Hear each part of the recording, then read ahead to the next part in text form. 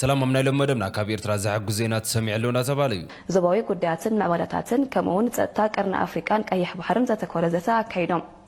كمون بزعبا سنه طباباويت فيفن سهل حدش حبريتا وصيلو انصار طعنا حمام عندك حمام ايدلني باسبورتات حيزه تكفلای قالت ገንዘብ ክትብለው ይሁን ማይርኩም ትልምን ነራ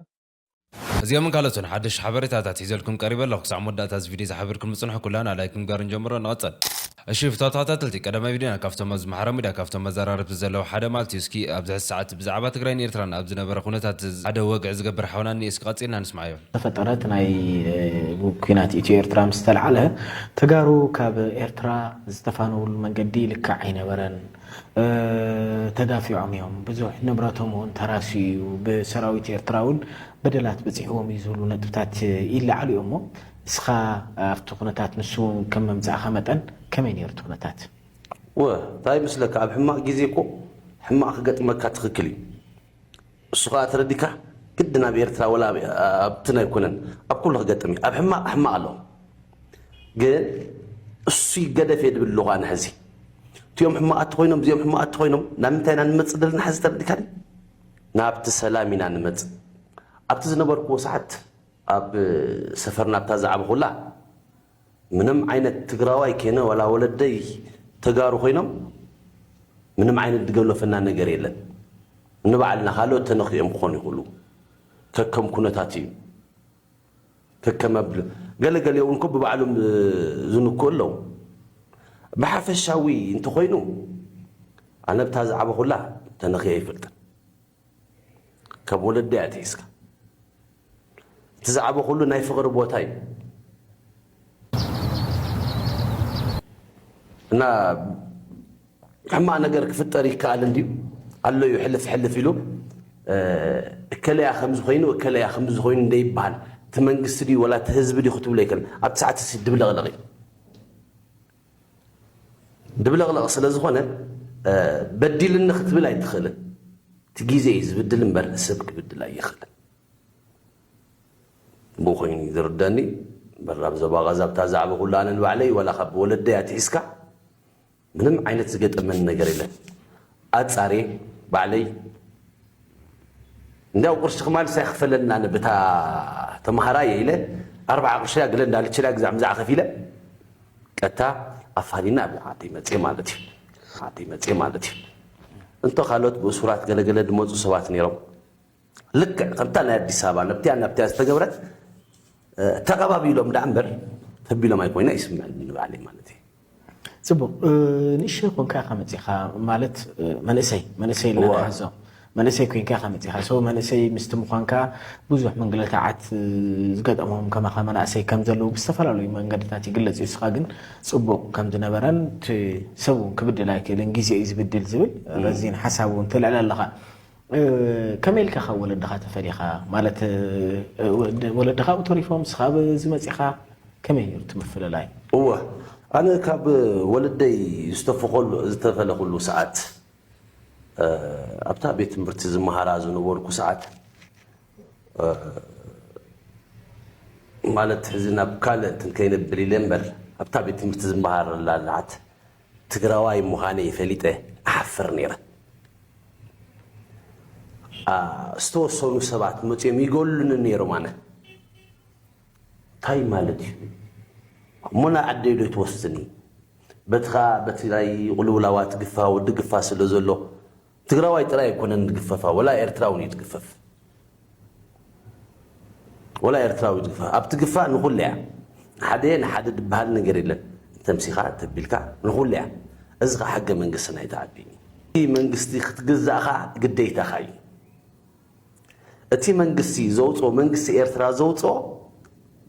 كتجزع قديتها عند حرفت يمكن أخا قبوقة خطرك بتخر الشيف تاتاتلتي نافتي حد حبرتنا نسجر كلنا مالتي بزعبا سنة أباباوي تفيفن سالة مالتي وزما حرامي دا بوزح نقرنا تبالي زركب زلو توانا زعبا زمتوخ بزعبا بوستوستو فيديو نيرو تفيديو خا روحتين باسبورتون أمتصو لين دابلس بوستوستو فيديو ما نبزحات سوات ندا زرارب يزركب زما حرامي دا مالتي بزعبو خا بوزح سوات كعمل سندهابو ليم زركب زلو اسكي أبزح ساعات سلطان انت عايز بزلو بزعبا فيفن كم تاي كونتات تركب زل مرسخ وكمية قصينا نسمع يسكي كوتشينا زبهالنا إثيوبيان ريستورانت أبو بلعة 7 درهم ክትከፍል ስለዚህ ካለት ፓስፖርት አትሒዛ ይጋርድ ነው ኣብ ክችና ዝበሃላ ኢትዮጵያ ሬስቶራንት ኣብ ዱባይ በሊዓ 7 درهم ይባል ናይ سعود عرب 7 درهم I don't know ክንደይ ዶላር ዝሆን ዘሎ $1 ሲ almost 375 درهم ዝሆን ዘሎ $1 ማለት እዩ ፓስፖርት አትሒዛ ትከፈል አይካለት ገንዘብ ክትብለው ይሁን ማይርኩም ትልምን ነራ እጂ ሓፂር አይኮነ ነዊሕ ያገራ አንተ ወይ ሰሚዕኩም ማነርኩም ወዛ ሞኒካ ክትዛረብ ሓካ ኣብ ናይ ድራግን ገለመልና ተራ እጂ ፕራንክ ኣምሲሎም ንክትዛረብ እንገሮማ ሕጂ ሓደ ብሓሽሽ ካብቶም ተኣሲሮም ዝነበረት ኣብ ኤርትራ ካብቶም ተኣሲሮም ዝነበሩ ስንጦባውያን ወላ በዓል ቤታውን ማለት እዩ እዚ ክትፈልጥዎ ኦኬ ኣብ ድባርዋ ዓብ ሆቴል ኣሎ እዞም ኩሎም ሓለፍቲ ናይ ሻዕብያ ማለት እዩ ኣብዮም ዝውዕሉ ዝሓድሩ ማለት እዩ ዋኑ ሓንቲ ካብ ጣልያን ዳ ካብ ገለ ኣብ ደገ ዝኸደት ሓፂሩ ንሳ ዋኑ ጂ بمولو تحاشش أب عالمنا الله زبال أو يشير مالتي ببع عينتي زم سؤالك حدا خبدا جاز خدا سب أبو خيدو مالتي مانغو دي خا تدلي زيدي خا مدات بحاله زبال الستري ولا زي السحاب كلهم زقور بلا ما أبو ثم حلفتي أقول له ناقش تقول عندك نسيها تصوت لين أقول له أوكي سلازي مسأيقي تجازا مالتي أبدو بارواز لكم دلو ካብ ደገ ዝኸደ ኣብ ትብፅሕ ኣላ ኢሎምኒ ከይደ ይዝብል ካብ ደገ ዝኸደ ሰብ ማለት እዩ ብኣካል ዝረኣያ ሰብ እዚ ኣማ በቀረባ እሙን ዝኾነ ሰብ በቀረባ ድፈጥ ሰባት ስለዚ ኩሉ በቃ ኣብኡ ዘየለ የለን ዝብለካ ብጣዕሚ ዝገርም ወሲኹ ኣብታ በቃ ኣውስ ዘየለ የለን ክትዛረበሉስ ዘሕፍር الشيف تاتاتلتي سلطنه بزح ساعات حزب وص زني حبريتا سنه طبباوي تفيفنس على بحد مግብ ቤት ናይ ዱባይ ተመግባ ልዕሊ 7 درهم ክትከፍል ስለዘይ ካለታ ቁሕታ ሞን ፓስፖርታን ከም ዝመጠሉ ዋንዳ ሓበረ ይዝርከብ ዘሎ ፌቨን ኣብ ዝሕ ሰዓት ኣብ ኢንስታግራም ፖስቲታቶ ዘላ ደሓና ከም ዝኾነትን ፓስፖርታን ቁሕታን ከም ዝተቀበለትን ናይ ፓስፖርታ ፎቶውን ኣብ ኢንስታግራም ፖስት ገይራላ ስለዚ ብደሓና ዓዳ ክትምለስ ከም ዝኾነትን ዳሓበረት ያተርከብ ዘላ እስኪ ስነ ጥባዊት ፌቨንስ አለ ማለት እዩ ኣብዚ ኣብ ቅድሚ ንውሕ ዝበለ ኢንተርቪው ዝገበረተ ቪድዮ ኒ እስኪ ቀጽና ንስማያ ኣብዮት ክሎን ዝደሊ መጀመርታ ጥዕና እዩ ቢካዝ ሙሉ ጥዕና ንሕራ ለካ ኢኻ ኩሉ ነገር ክትገብር ትኽእል ኢለ ስለዝሓስብ ስለዝኾነው ንሱ ሶ ጥዕና መጀመርታ ኩሉ ዘለዎ ነገር እዩ ድሕሪኡ ከዓ እቲ ሰላም ናይ ኣእምሮ ክልወካ ሰላም ናይ መንፈስ ክልወካ ሰላም ውሽጣዊ ሰላም ክልወካ ካብዚ ዓቢ ነገር ስለዘየለ ኣነ ደጋፊት ሰላም እየ ድሕሪ ጥዕና ክልወኒ ዘይደልዮ ነገር ከዓ ክልወኒ የብለይን ዝብሎ ወይ ክልወኒ ዘይደልዮ ነገር ከዓ አንጻር ጥዕና حمام እንዲ حمام አይደልኒ በቃራስ حما ነገር ክልወና አይደልኒ ሓንሳ ከሐሰብከ ወላ ኸይደለ ኸያ ተቋጥሮ حማ ነገራት አለ እንዶ ወይ ኩነታትኩም ሰርሑኻ ወይ ሰባትኩም ሰርሑኻ ገሶ ክልወኒ ዘይደልዮ ነገር አነ በሐፈሽኡ ኔጌቲቭ ኤነርጂ ዝባል ኔጌቲቭ ኤነርጂ ክልወና አይደልኒ حማ ተሐሳስባ ድኹማ ተሐሳስባ وقاسيت تبعاسيت نقافيت تبع بقى بحفشوس باد انرجي بقى انا عاطبو اي كونن نتي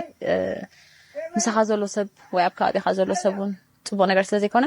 አይደልني باد انرجي خلوني الشيف تاتاتلتي كم سمع زلخ مالتي سنه طبابايت فيفن ابز ساعات ابز غبرته انترفيو ناي قدم زله خون زي انترفيو زي حمم ايدلني الفيديو ابز ساعات از محراو ميديا اندا تزاورت يتركب زلا كمتي زلته خنتات كافت فيديو زرانايم بتعم زحزن يا اب حنت قالن السيتي كم زيلكم تلعلو سواتون كتريو خلخا بتعم حزنكم يزغبا مالتي فيفن مالتي زلوا مرقص يكون بستفلالي حسابات زيك سمع معت خلايها ግን قالن السيتي ادو قلعن مخانا طراي كتحليل لا يغبا اي لي زحسب انا مالتي الشيف تاتاتلتي كازو مقطال اسكي ارمياس مالتي وانا كنتات بزعوات تግራይ ኤርትራ ሓድሽ ዘ ሓበሬታታት ሒዙ ቀሪቡ ዘሎ ቀጽና ንስማዓዮ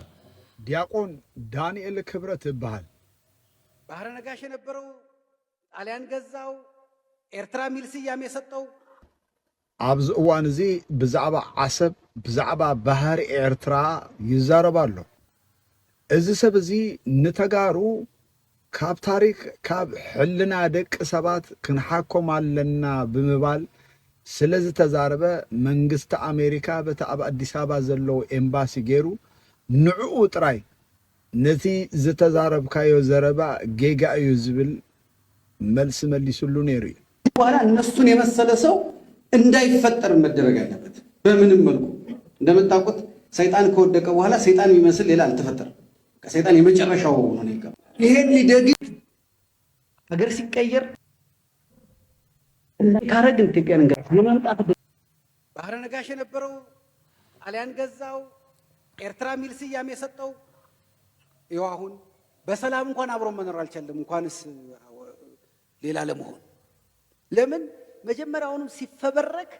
አገር እንዲፈጠር አይደለም የተፈበረከው። እሱ እኮ ነው ችግሩ። ኤርትራ የምትባል ሀገር እንድትኖር ሲባል አይደለም እሱ የተፈጠረው።